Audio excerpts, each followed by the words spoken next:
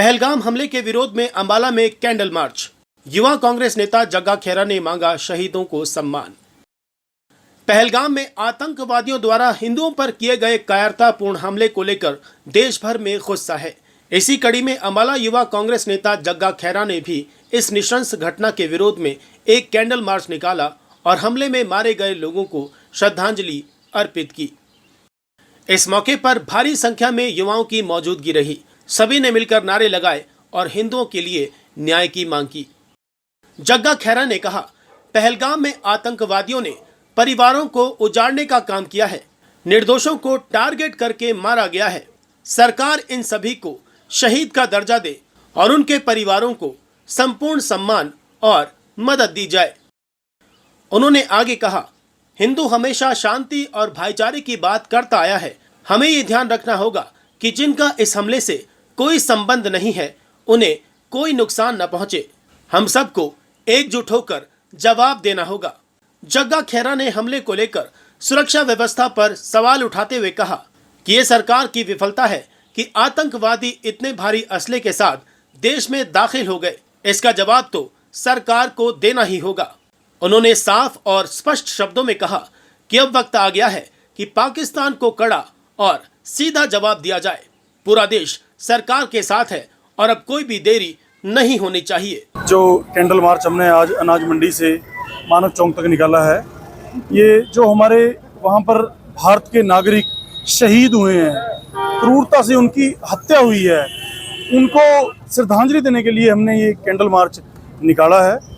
और हम सरकार का कहीं ना कहीं इस पे एक क्वेश्चन मार्क है, एक फेलियर है कि कहाँ थी इतनी एजेंसियाँ, कहाँ थी इतनी वो। अगर एक आम नागरिक मैं वहाँ पे जाऊँ तो 10 बार गाड़ी चेक होती है, कहाँ से आतंकवादी आए हैं, किसको इनका शह दी हुई है, मतलब क्यों ये हुआ है। और हम सरकार से एक मांग करते हैं कि सारा देश इकट्ठा है, आप पाकिस्तान पर, आतंकवाद पर एक कड़ा फैसला लें और उनको जो शहीद हुए हैं इनको इंसाफ दें और इनके लिए जो भी बन पड़े वो आपको उनके लिए करना चाहिए। और हमारी एक मांग है आपके माध्यम से, इन लोगों को शहीदी का दर्जा दिया जाए, शहीद का दर्जा दिया जाए और नौकरी और पैसा जो भी किसी माध्यम से इनकी एक शहीद को जो प्रक्रिया है मदद करने की वो इन्हें की जाए। जैसा कि अखंडता का हमने एक मैसेज दिया है कि सारा देश इकट्ठा है, तो हम दोबारा आपके माध्यम से यही अपील करते हैं कि सारा देश एक है। आप लोग जो यहाँ पर कोई भी, जैसे अम्बाला में भी एक घटना हुई कल और परसों में, अम्बाला और कैंट में, आप यहाँ पे जो मुस्लिम है ये कोई इनका कोई कसूर नहीं। आप इनको मतलब कुछ कह के कुछ नहीं होने वाला। आप आतंकवाद पर प्रहार करें, पाकिस्तान जो इसके पीछे है उस पर प्रहार करें। हम आपके माध्यम से एक मैसेज देना चाहते हैं कि सब कुछ शांति प्रिय तरीके से हमारा देश इकट्ठा है और नरेंद्र मोदी को, एक अमित शाह को एक कड़ा फैसला लेकर पाकिस्तान पे किसी भी तरीके का एक बार हमला या कुछ भी किसी प्रक्रिया से इन लोगों को इंसाफ मिले, जिन्होंने ये काम किया है उनको सजा दी जाए। जानबूझकर मारा गया है, जैसे मैंने आपको बताया कि एक आम आदमी जाए तो उसकी गाड़ी 15-15 बार चेक होती है। क्यों वहाँ पर पहलगाम पर जनवरी में सिक्योरिटी कम की गई? क्यों वो लोग बेचारे, उनका क्या कसूर था, वो वहाँ पे घूमने गए थे?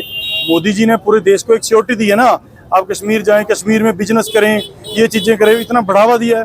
तो मोदी जी आपकी गारंटी पे लोग वहाँ पर गए हैं और आपकी ही जिम्मेदारी बनती है उन लोगों की सेफ्टी की। तो बड़ी क्रूरता के साथ उनको मारा गया, उन लोगों को इंसाफ दिया जाए।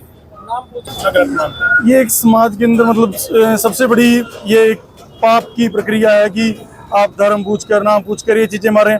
5 उंगलियां जैसी नहीं है। कुछ चुनिंदा लोग एक धर्म को, एक जाति को हमेशा से नुकसान करते हैं।